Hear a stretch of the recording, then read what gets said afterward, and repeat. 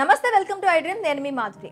ఓవైపు Kolkata junior doctor ఘటనపై దేశవ్యాప్తంగా ప్రజల్లో ఆగ్రహావేశాలు వ్యక్తమవుతున్నా మహిళలపై లైంగిక వేధింపుల ఘటనలు మాత్రం తగ్గడం లేదు. ఎవరేమనుకున్నా, ఎలాంటి పరిణామాలు ఎదురైనా డోంట్ కేర్ అంటూ కొందరు మృగాలు పైశాచికత్వాన్ని ప్రదర్శిస్తున్నారు. తాజాగా ఉత్తరప్రదేశ్ లో జరిగిన ఘటన హాస్పిటల్స్ కాదు కదా, చివరికి అంబులెన్స్ లో మహిళలు వెళ్లడం కూడా సురక్షితం కాదని హెచ్చరికలు చేస్తోంది. అంబులెన్స్ డ్రైవర్ పేషెంట్ భార్యతో అసభ్యకరంగా ప్రవర్తించి ఆమె భర్తకు పెట్టిన ఆక్సిజన్ ను తొలగించిన ఘటన యూపీలోని ఘాజీపూర్ లో చోటు చేసుకుంది. అంబులెన్స్ డ్రైవర్ చేసిన పనితో ఈ ఘటనలో పేషెంట్ ప్రాణాలు కోల్పోయాడు.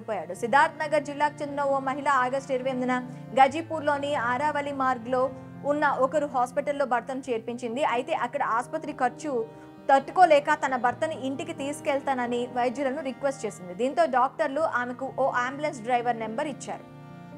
అంబులెన్స్ దొరకడంతో తన భర్తను ఇంటికి తీసుకెళ్లొచ్చని ఆ అమాయకురాలు ఆశపడింది. ఆ మహిళ అంబులెన్స్ లో తన భర్తను సోదరుడిని తీసుకుని సిద్ధార్థ్ నగర్ లోని ఇంటికి బయలుదేరింది. ప్రయాణం ప్రారంభించే ముందు ఆ డ్రైవర్ ఆమెను తనతో పాటు ముందు సీట్లో కూర్చోవాలన్నాడు. అలా అయితేనే రాత్రివేళ పోలీసుల మధ్యలో ఆపరని చెప్పాడు.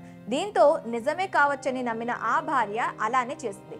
మార్గ మధ్యలో డ్రైవర్, అతడి సహాయకుడు ఆమెతో అసభ్యకరంగా ప్రవర్తించడం మొదలెట్టారు. దీనిపై సదరు మహిళ అభ్యంతరం తెలిపింది. మరోవైపు వీరి ప్రవర్తనను గమనించిన ఆమె భర్త, సోదరుడు కేకలు వేయడం మొదలుపెట్టారు. దీంతో చవాని పోలీస్ స్టేషన్ రోడ్ లో వారు అంబులెన్స్ ను ఆపి ఆమె భర్తను రోడ్డు పక్కనే దింపేసి ఆక్సిజన్ తొలగించి వెళ్లిపోయారు. అంతటితో ఆగకుండా మహిళ వద్ద ఉన్న 10,000 నగదు, కొన్ని ఆభరణాలను లాక్కుని వెళ్లిపోయారు. అనుకోని ఘటనతో ఒక్కసారి షాక్ అయిన ఆ మహిళ ఆమె సోదరుడు 112, 108 నంబర్లకు ఫోన్ చేసి పరిస్థితి చెప్పడంతో తక్షణమే పోలీసులు అక్కడికి చేరుకున్నారు.